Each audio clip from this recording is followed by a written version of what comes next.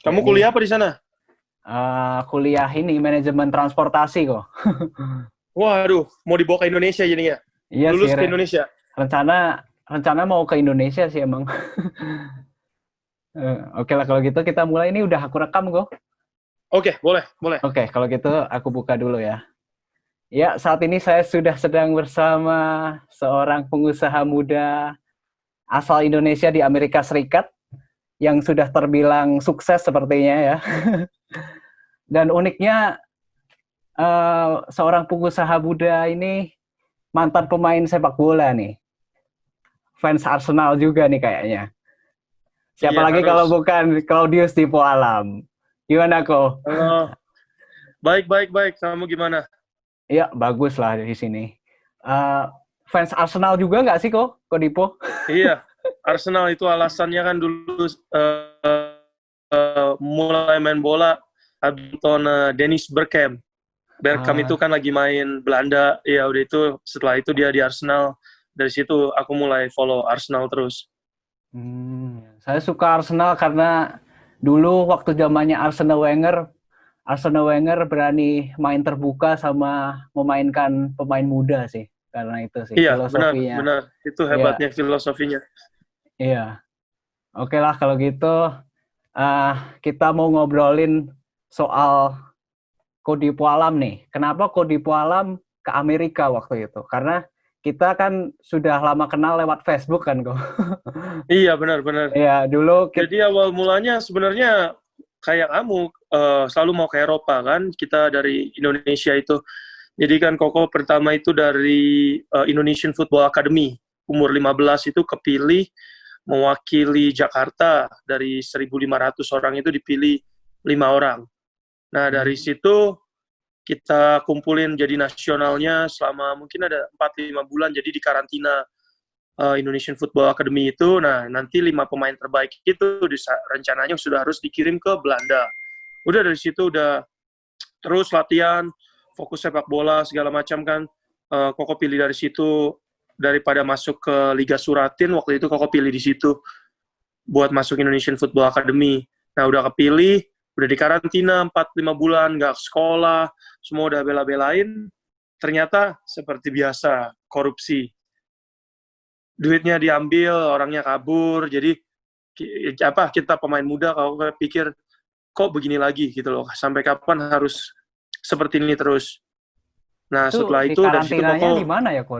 Di karantinanya waktu di itu mana? kita di daerah Taman Mini kalau nggak salah. Oh, Iya, waktu itu almarhum Roni Pati itu oh ya. pelatih kepalanya, ada Bung Sartono Anwar, banyak pelatih-pelatih, ada um, Roni Pasla, banyak pelatih-pelatih bagus juga. Cuman ya seperti itu, tiba-tiba itu kan di acara Antv, dia dibuat kayak acara TV show juga.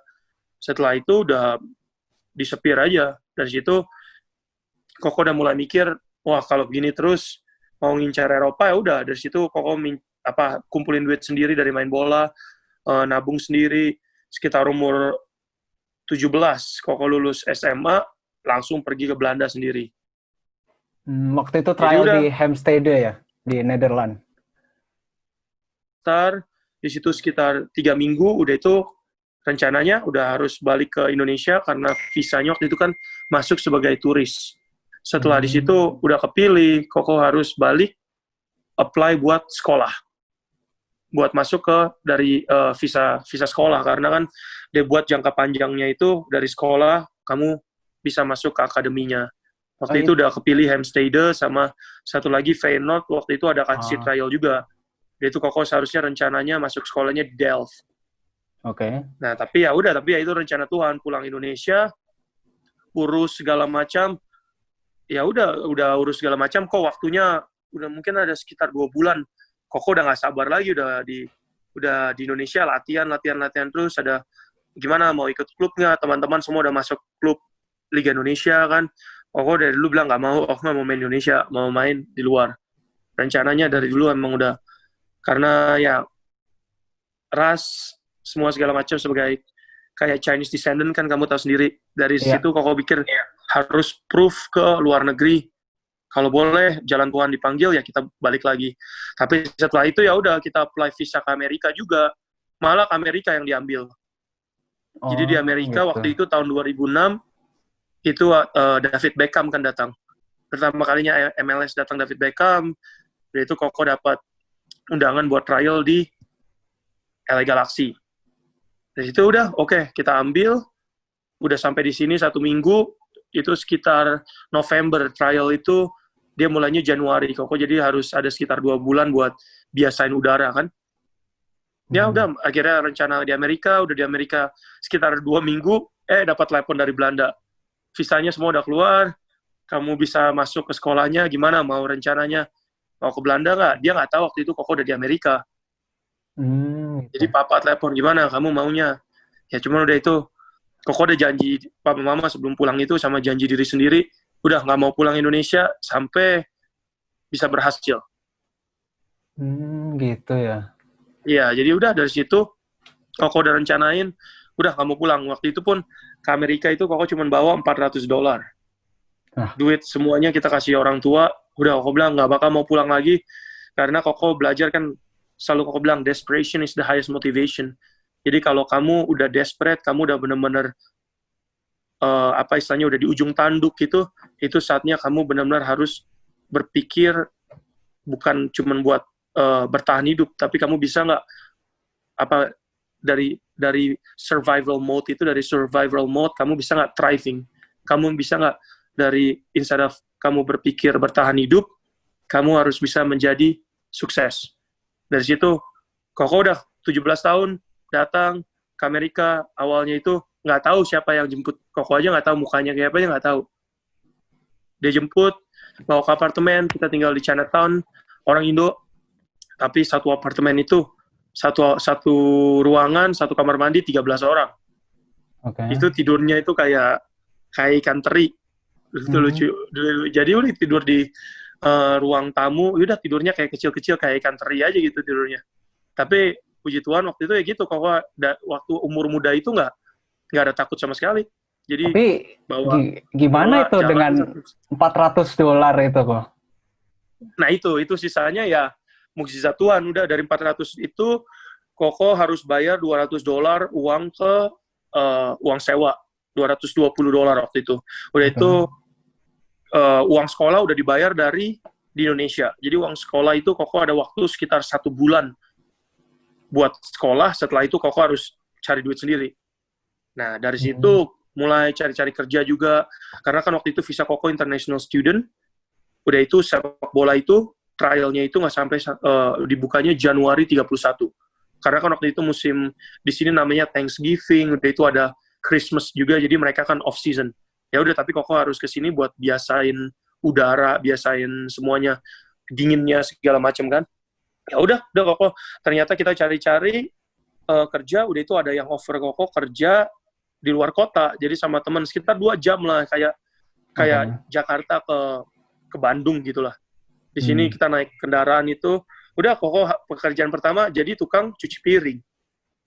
Tukang cuci piring itu dalam 2 minggu dia kasih $750, tapi itu kerjanya itu sehari bisa 12-13 jam. Kalau kita bilang kerja di sini kayak kamu kerja di Jerman, lihat orang-orang itu kerja, nggak ada kerja pakai main handphone, nggak ada kerja bisa duduk. Kalau kerja itu harus berdiri.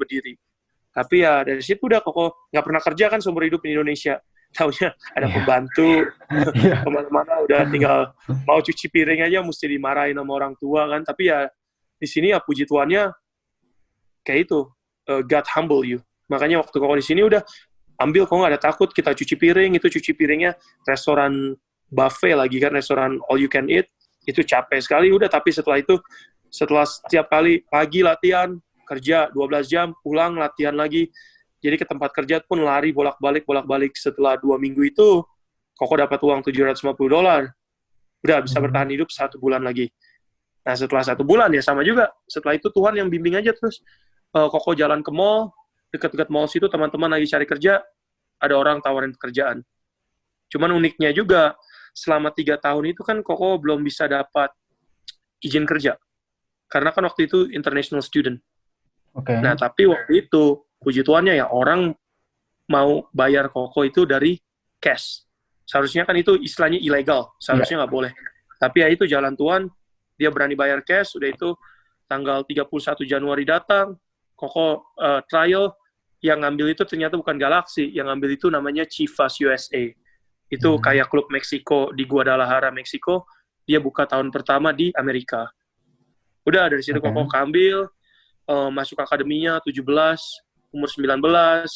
Dari situ dia, nah tapi susahnya itu, Koko nggak tahu, nggak kayak di Indonesia. Kalau di Amerika itu, sepak bola itu kamu nggak dibayar, karena waktu itu Koko underage.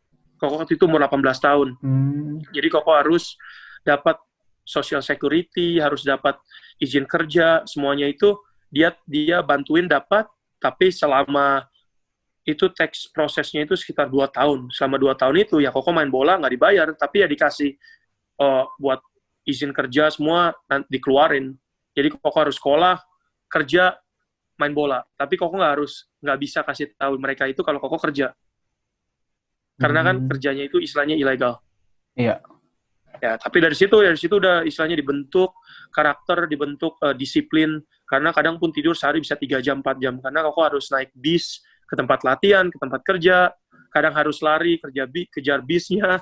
Itu awal-awal itu luar biasa, tapi Koko nggak pernah komplain. Cerita itu aja nggak Koko kasih tahu ke orang tua. Karena Koko nggak mau kasih tahu mereka biar sedih. Kan mereka pasti khawatir segala macam. Tapi ya puji Tuhannya ya Koko nggak, I never complain, nggak pernah really kayak takut atau apa gitu. Koko bilang oke, ini Koko tahu ini this is good for me. Ini buat bentuk karakter. Udah terus Koko jalanin. Long story short, 3 tahun dapat green card, tapi ya level main bola Koko itu turun. Nggak bisa dibohongin itu, karena nggak bisa fokus. Itu bedanya kalau di Indonesia, Koko main bola ya main bola aja. Kayak kemarin gitu, Koko datang, Sutanto kan yang sekarang main di Indonesia juga, dia kunjungin Amerika, dia lihat hidup Koko. Itu ya? Iya, Sutanto dia lihat hidup Koko ya nggak kayak di Indonesia yang kita selama ini hidup.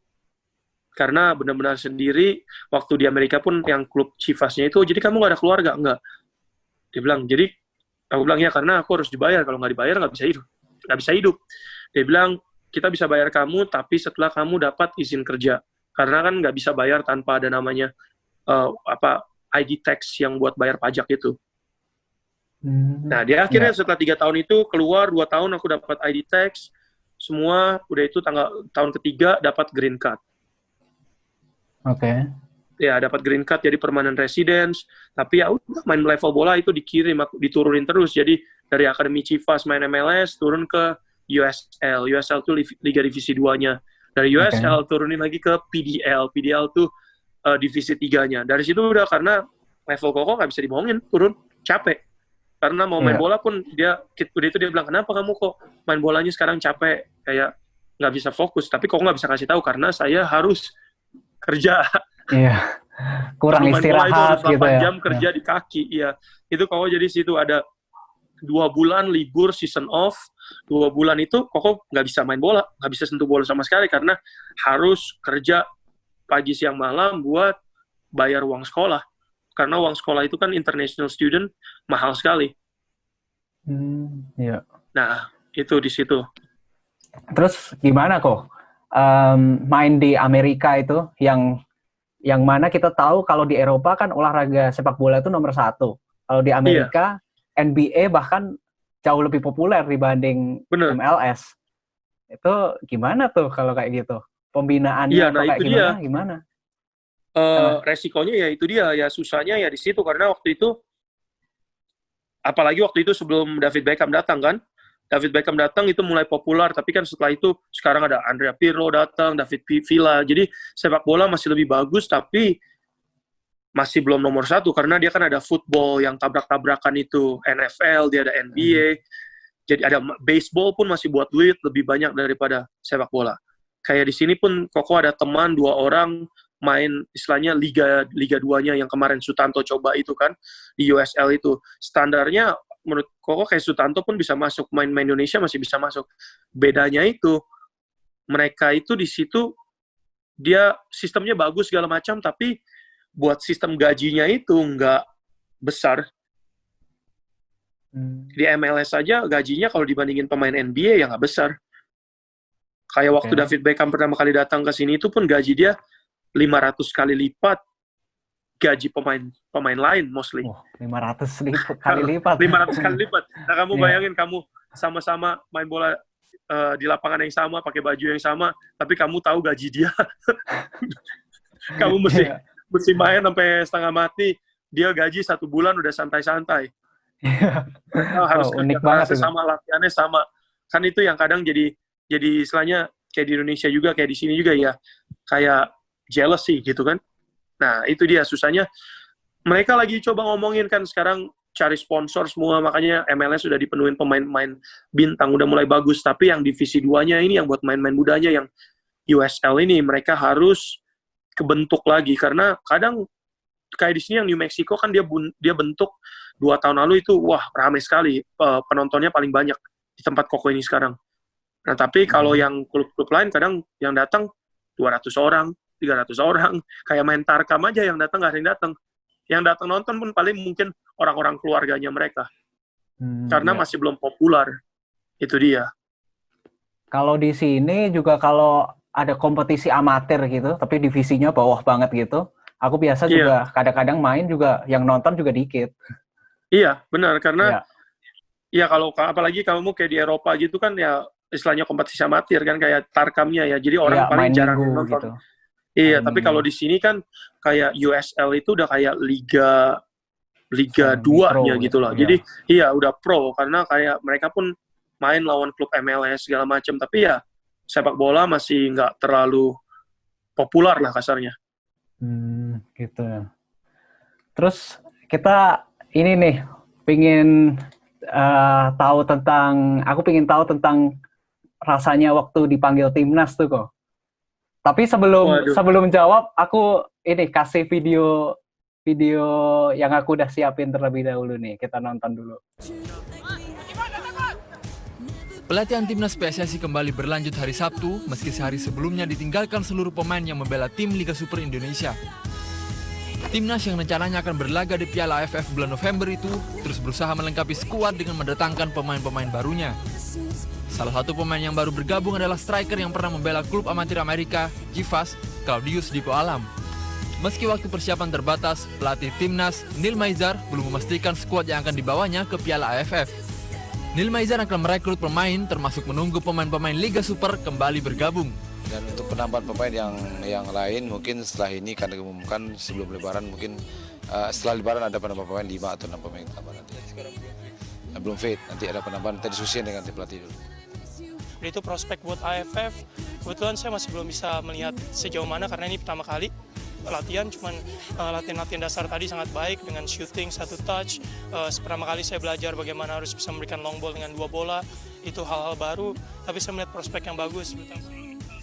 Meski skuad timnas belum lengkap, PSSI terus mengusahakan beberapa laga uji coba, termasuk menghadapi tim Liga Spanyol, Espanyol, yang rencananya akan digelar pada 5 September mendatang. Nizar Kerit, Gilang Kelana Putra, Metro TV. Ya, jadi gimana kok? Rasanya dipanggil timnas pada saat itu untuk proyeksi AFF 2012 ya itu? Iya benar. Gimana ya itu karena awalnya pun nggak ada rencana kan Koko itu pas di sini udah itu kan setelah itu Kim Kurniawan kan Ivan Badim, akhirnya ya Jack Howard itu kan dia ada reach out kan udah itu karena mereka kamu ada background main. Waktu itu kan Koko main angkatannya Egy Melgiansyah, udah itu Ryuji itu di bawah 1 tahun, Syamsir Alam, jadi kita kenal semua segala macam. Ya waktu itu udah dia ada kontak, udah itu rencananya datang dipanggil buat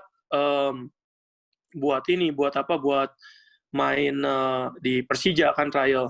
Tapi setelah sampai situ udah Koko bilang oke, udah saatnya mungkin harus pulang, kita coba setelah ada prestasi di sini.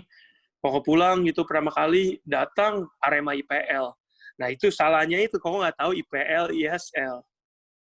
Nggak ngerti kan waktu itu deh. Koko nggak ngikutin. Iya, ternyata pecah segala macam sampai situ. Ya udah di Arema itu waktu itu pelatihnya Dejan Oso dia bagus sekali. Udah itu itu kepotong bulan puasa. Ya udah dari situ Koko ke Jepara juga Persijap. Udah itu ke Jepara, Arema, Persebaya, Sriwijaya. Waktu itu Koko kelilingin terus itu. Ya udah di-invite, udah Koko kesana. Tapi emang waktu itu ya sebelum pulang Indonesia itu ya Koko cuma doa satu, kalau misalnya jalan Tuhan buat main di Indonesia, kasih dapat kontrak. Kalau bukan, Koko cuma minta satu kali aja pakai baju timnas Indonesia. Setelah itu kalau emang bukan jalannya, Koko udah putusin harus balik stay di Amerika. Nah, waktu itu kan Koko kan permanent residence. Koko kan udah 6 bulan. Koko udah green card, jadi cuma boleh stay di Indonesia itu 6 bulan. Nah, udah pulang. Koko inget tuh rencana udah abis, Koko lagi di lapangan Banteng waktu itu. Abis selesai latihan sama Busway, kan? Sama ya. Iya. Kan dia ada hubungin, Koko latihan itu sama dilatih, udah ikut tendang-tendang. Setelah itu timnas BBM, mau nggak gabung sama timnas? Gue bilang, kok kontaknya dari BBM. Dia bilang, oke, datang ke sana gimana?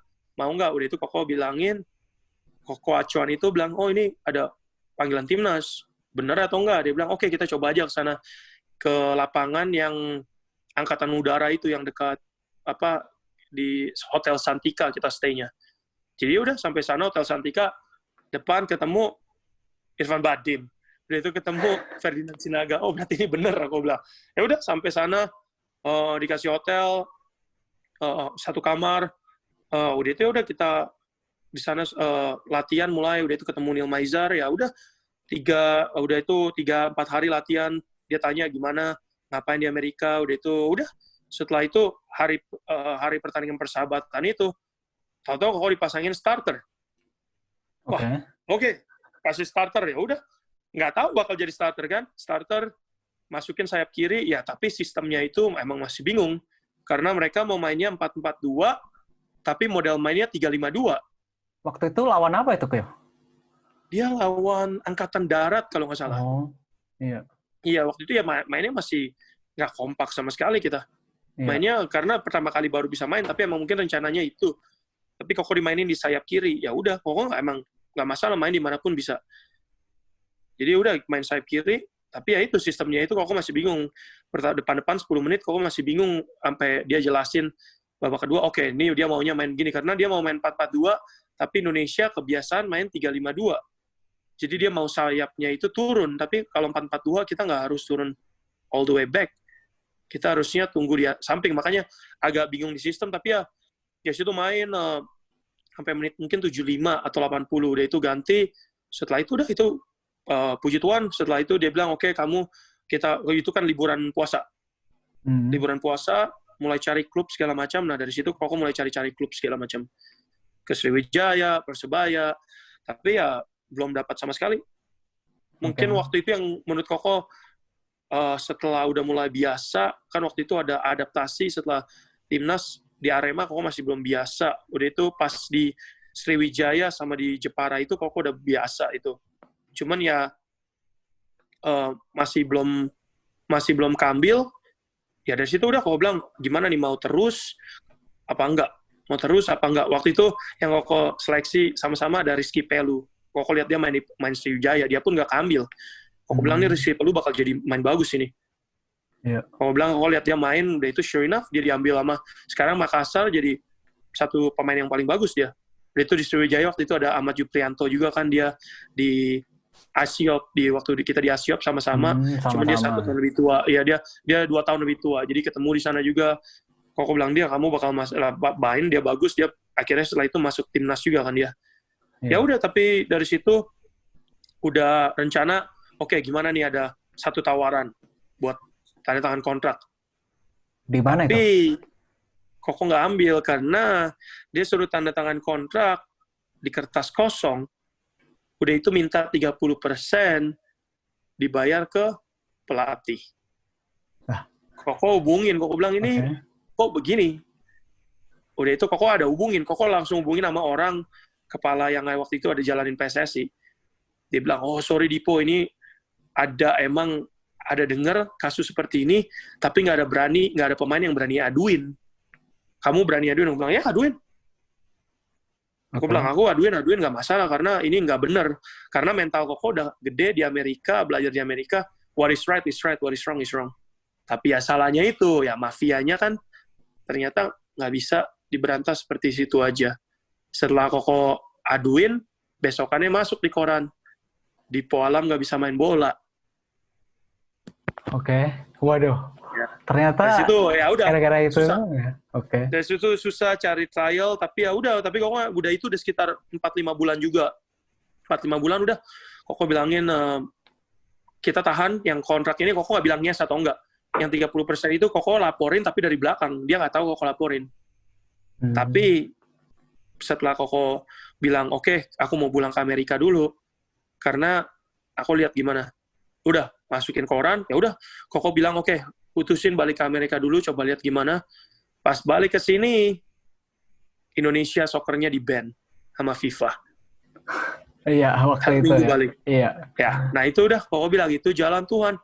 Dari situ Koko, papa Koko kita, satu keluarga gitu selalu berdoa, udah dari situ Koko bilang, no turning back. Aku bilang, aku done sama soccer. Koko bilang, aku nggak kejar sepak bola lagi karena itu bukan panggilan. Oke. Dari situ mulai fokus ke bisnis. Dari bisnis itu udah, tapi Koko udah ada istilahnya karakter udah ada dibentuk, disiplin dibentuk, semuanya itu sudah ada dibentuk dari sepak bola. Jadi ya tinggal apply aja, tinggal Koko apply ke bisnis. Koko pas sampai sini udah Koko cuman kerja biasa sebagai employee, tapi Koko selalu kerja keras sebagai istilahnya bertindak sebagai Koko itu bosnya, harus bekerja keras sebagai ownernya. Udah Koko bilang oke, Koko minta ke bos Koko waktu itu, Koko cuman sebagai manager. Saya mau minta ownership, mau minta kepemilikan. Dia bilang, kamu mau taruh duit berapa? Koko bilang, kamu nggak mau taruh duit karena tanpa aku bisnis ini bakal tutup. Aku minta kepemilikan 50-50. Dia awalnya nggak kasih, bilang oke, nggak masalah, no hard feelings. Gue bilang, aku ada kesempatan lain, bakal pindah ke kota lain. Waktu itu Koko udah tinggal di New Mexico, pindah dari Los Angeles. Karena Koko lihat ada potensi di bisnis. Ya udah dari situ akhirnya dia ganti pemikiran, dia kasih. Dari situ Koko fokus di bisnis, Koko bentuk bisnisnya. Puji Tuhan sukses. Udah itu bisnis after bisnis, Koko mulai masukin. Ya jalan Tuhan, setelah itu semuanya satu-satu, kayak yang ini yang terakhir ya, ada paleta barnya ini, kita puji Tuhan jadi besar, udah itu ada brand lagi Spring Roll, ada brand yang kita buat Fuck Up, semuanya puji Tuhan, so far sukses, kita ada buka toko lebih lagi. Oke. Jadi itu permulaannya terjun ke dunia usaha ya? Iya. Koko dari dulu pas di sini kan ingat, jadi Koko bilang sambil kerja sambil main bola. Setelah sambil kerja itu ya Koko mulai kebentuk pemikirannya itu, mindsetnya itu kebentuk Koko di bisnis. Jadi belajar gimana cara manage. Koko waktu itu manager di Wetzel's Pretzel, manager di beberapa tempat itu. Dari situ udah kebentuk bisnis mindset Koko itu udah kebentuk. Udah itu kan kuliah Koko ambil bisnis management juga, jadi mulai belajar juga. Ya dari situ Koko udah ada background-nya itu, udah ada bisnis juga. Jadi waktu switch the line itu Koko udah ada background-nya. Jadi dibilang susah, nggak susah juga. Cuman buat keputusannya itu yang susah. Kayak kamu di Indonesia, kemana-mana pemain bola kan besar, minta ini, tanda tangan, sampai sini jualannya Koko waktu itu jualan kentang. Jualan potato corner itu kan ada di Jakarta, itu ada. Kayak jualan yang kentang, dikasih rasa-rasa, kayak gitu-gitu. Ya udah, gimana? Tapi Koko nggak, no turning back. Waktu itu Koko ngerasa, oke, kalau emang bukan panggilannya, aku ikuti jalan Tuhan. Kira-kira pelajaran apa kok yang bisa diambil dari sepak bola gitu? Yang bisa diterapkan ke dunia pelajarannya bisnis? banyak sekali. Banyak kan? Banyak sekali. Karena Koko itu dari dulu, dari orang-orang yang tahu Koko itu waktu kejar mimpi main bola itu, Koko itu tiap pagi itu jam 4 pagi bangun. Koko jam 4 pagi itu bangun, Koko kejar latihan sampai jam 6 pagi, jam 6 ke jam 7 pagi itu Koko harus siap-siap ke sekolah. Kamu tahu sekolah Indonesia. Sampai lagi jam 2:30, setelah itu jam 4, Koko harus pergi latihan lagi di Senayan, kan di Asiop. Koko naik motor, latihan lagi sampai jam 7, sampai rumah jam 8 malam. Jam 8 malam belajar lagi pagian. Dan itu waktu kita di karantina pun, kayak Bogasari, karantina di lapangan Tuna Bangsa itu, dari situ pun kita kan nggak masuk sekolah. Tapi pun di di tempat itu, di karantina itu pun Koko belajar. Koko sekolah belajar, orang-orang pada main handphone, pada gimana-gimana Koko belajar. Setelah itu Koko balik, udah sekitar 4-5 bulan nggak sekolah, Koko balik juara 1. Karena di situ Koko puji Tuhannya dapat, Koko dikasih anugerah kerja keras itu selalu. Koko itu orangnya ambisius kan, jadi Koko itu nggak kalau if I can do everything in every single aspect of my life, Koko bakal jadi yang terbaik. Makanya Koko selalu puji Tuhannya, Koko ada istilahnya, ada anugerahnya itu. Kalau misalnya Koko kasih tahu kalau Koko harus jadi tukang kentang, Koko bakal jadi tukang kentang yang terbaik. Koko jadi kayak gini jualan es krim yang terbaik. It's just like orang-orang nanya di sini, how can you do it? Be your best, do your best, simple as that. Kamu nggak harus jadi orang besar baru mau lakukan yang terbaik.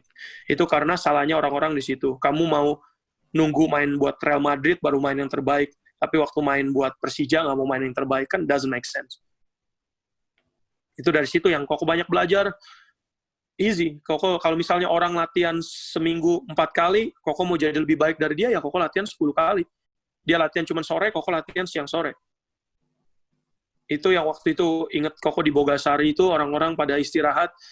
Koko pertandingan pertama dimainin, pertandingan kedua nggak dimainin, pertandingan ketiga Koko dimainin lagi starter karena orang-orang pada tidur jam 12 siang itu Koko lari. Waktu itu satu mes sama PSSI U20 juga. Sama Boa Salosa waktu itu di situ, Bobi Satria, kita satu mes, dia cuma di gedungnya yang beda. Dari situ jam 12 siang Koko lari. Teman-teman selalu pada istilahnya make fun, kan bilang, oh lu mau apa yang dikejar, apa yang dikejar. Koko tahu apa yang Koko kejar, bukan kejar pemain, kita kejar mimpi. Nah itu Koko pindahin ke bisnis, sama juga di sini bisnis, kita mulai satu toko kecil, orang bilang, oh ini nggak bakal, Koko selalu buat konsep yang baru. Orang-orang bilang, oh ini konsep aneh, nggak bakal jadi. Koko fokus. Orang bilang, oke, ini tahun pertama, tahun kedua mau berapa toko? Koko bilang 12 toko. Dia bilang, oh, teman-teman Koko aja, partner Koko bilang, lu gila, katanya. Gimana kita mau 12 toko? Kejadian, kita 15 toko. Tahun depan ini, mereka bilang, ini ada corona, segala macam. Gimana ini kita? Aku bilang, tenang aja, santai. Koko bilang, gak garas. Aku bilang, Tuhan memberkati. Nggak peduli seasonnya apa. Udah, sama. Tahun ini rencana tahun depan 40 toko. Ini baru 2 hari yang lalu Koko udah tutup 2 toko. Padahal musim corona. Kita buka 4 toko lagi. Ya sama juga. Semuanya Koko apply dari main bola, disiplinnya semua segala macam. Kita apply ke bisnis. Tapi semuanya itu is all about faith, keyakinan kamu, sama passion, kesabaran. Jadi orang selalu, oke, saya mau jadi main bola. Saya ada keyakinan, latihan terus, segala macam. Tapi kamu ada nggak kesabaran buat terus-terus mencoba sampai itu kejadian? Okay. Tapi walaupun misalnya nggak kejadian kayak gini, oh tapi kamu nggak pernah main sepak bola di mana-mana, oh it's okay. Why? Because everything works together for good. Dari sepak bola itu, aku kebentuk mentalnya. Dari sepak bola itu, aku dapat green card di Amerika. Sekarang Koko dapat warga negara Amerika. Dari sepak bola itu, Koko udah keliling dunia. Karena kalau dari bukan sepak bola, mungkin Koko nggak bakal pernah di Amerika. Dari situ. Kayak kamu juga mungkin, kamu taruh di situ. Kamu walaupun sekolah di Jerman kan, tapi mimpinya itu awal dari main bola. Iya, gitu. benar. Jadi, Koko banyak orang-orang, oh so what happened? Kan orang, jadi kenapa nggak jadi main bola? What happened? Life happened. We gotta make the right decision. Karena nggak semua orang yang kayak kamu lihat pemain-pemain yang dibilang talenta Indonesia awal-awal semua sekarang jadi apa? Kayak Koko kan sering ngobrol juga sama Syamsir, bilang, it's okay lah. Orang-orang kan bisa teriak-teriakin kamu, make fun kamu, tapi mereka nggak pernah mengalami hidup yang sudah kamu alami. Mereka cuma mau bermimpi ke arah sana, tapi kamu sudah hidup di mimpi itu. Sekarang walaupun kayak pemain bola setelah mereka retire, mereka jadi apa? Jadi business person juga.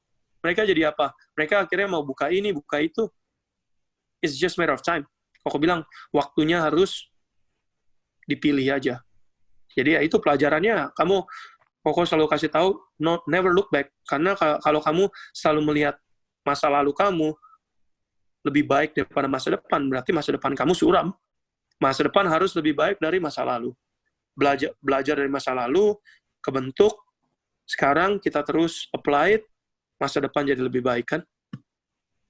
Kalau di bisnis nih kok, saya kan lihat di channel YouTube-nya Kodipo, di Iya, iya. mana Kodipo men-treat karyawan, memperlakukan karyawan nggak kayak bos gitu, lebih Iya, iya. ke kayak apa ya, lebih memberi contoh, memberi teladan Benar. gitu.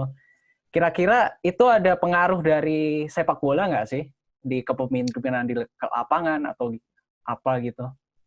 Koko sebenarnya itu di sepak bola selalu kan Koko dari SMA itu selalu jadi kapten, tapi itu dia yang Koko merasa lihatnya itu dari sepak bola itu waktu Koko main itu is about me. Is about me, karena kita bermain sebagai tim, tapi setelah Koko udah agak 3-4 tahun di sini, Koko baru belajar bermain bola sebagai tim. Karena waktu di Indonesia itu kayak Koko aku yang paling besar itu selalu ingetin, kamu ini main bola buat diri kamu sendiri. Seharusnya main bola buat tim. Nah, dari Koko nggak ngerti, karena kan selalu sistemnya seleksi. Oke, kalau seleksi ya saya harus lebih baik daripada orang-orang itu. Pemikirannya seperti itu. Tapi ingat, kita waktu itu umur 15, 16, 17. Nah, dari sini, dari kerja di Amerika, Koko belajarin karena Koko melihat orang-orang yang sekarang kerja sama Koko itu, Koko bilang, Koko waktu itu di sana. Koko start waktu kamu start. Koko kerja, I always tell them like, kamu itu bukan kerja buat saya, kita kerja sama-sama. Karena waktu toko sibuk tuh mereka semua selalu lihat Koko kerja, tolongin mereka. Mereka nggak harus bantu aku, padahal Koko udah bos. Mereka bilang, you're founder, kamu CEO, tapi ya Koko kayak gini, kerja kalau misalnya rame, Koko jumpin, tolongin. Karena Koko belajar leading by example, kan kamu memberi contoh, tapi kamu mencontohi. Kayak istilahnya kita dulu kecil punya pelatih, tapi nggak bisa nendang bola, tapi suruh kita nendang bola. Gimana caranya? Kan di Indonesia kadang gitu. Oh, kita bayar pelatih, tapi pelatihnya nggak bisa apa-apa.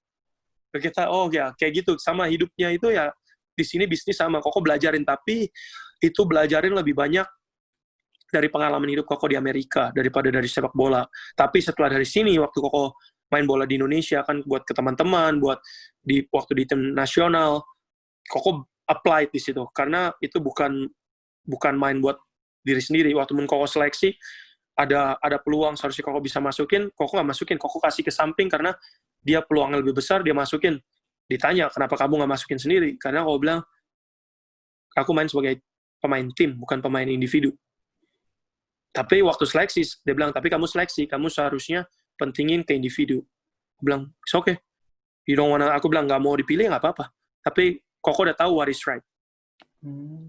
Jadi kamu harus ingat, hidup itu bukan cuma lihat kayak bisnis ini tentang kan ada profit, ada passion, ada purpose.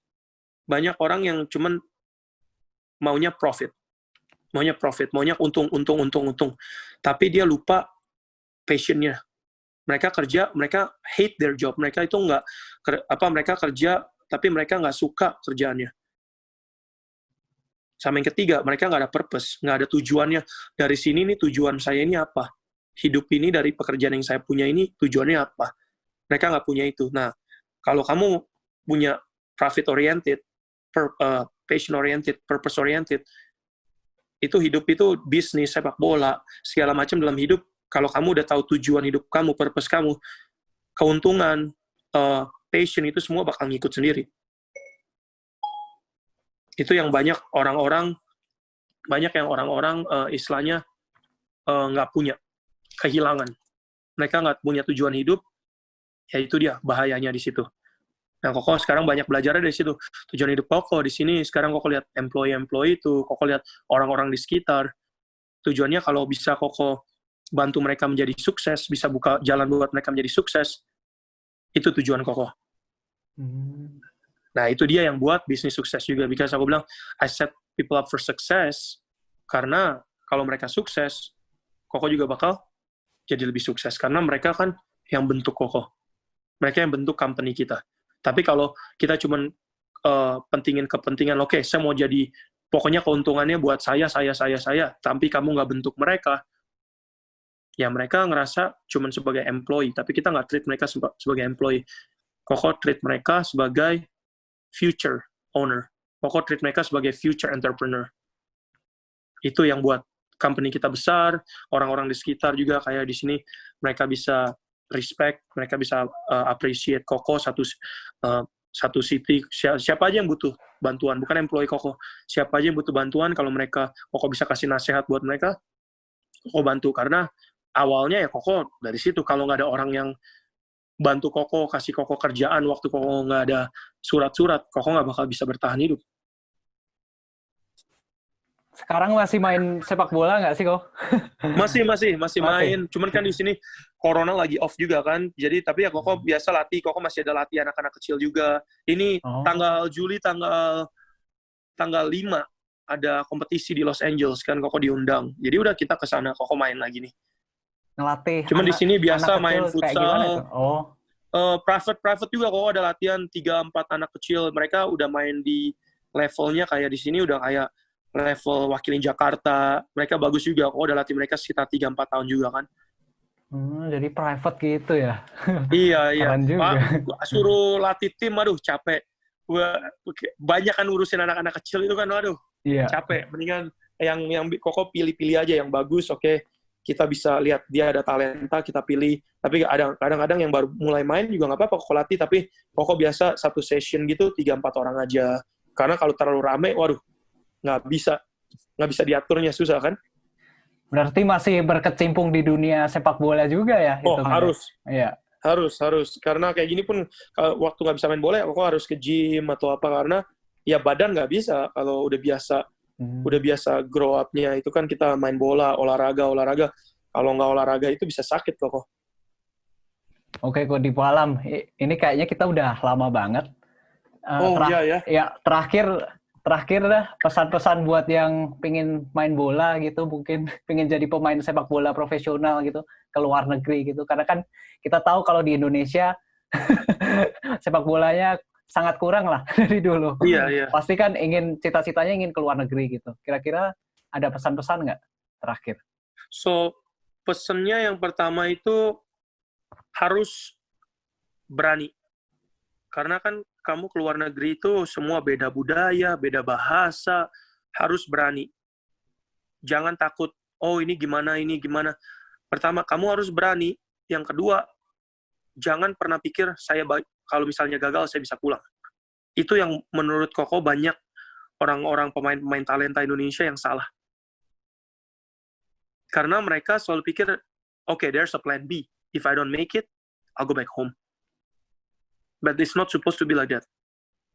If I don't make it, then I'll keep trying until I make it.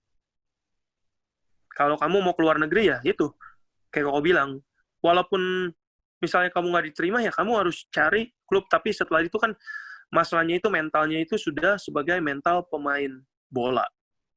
Waktu itu makanya Koko puji Tuhannya itu kayak Koko bilang ke Sutanto, kalau kamu keduanya mau di sini, kamu harus berani.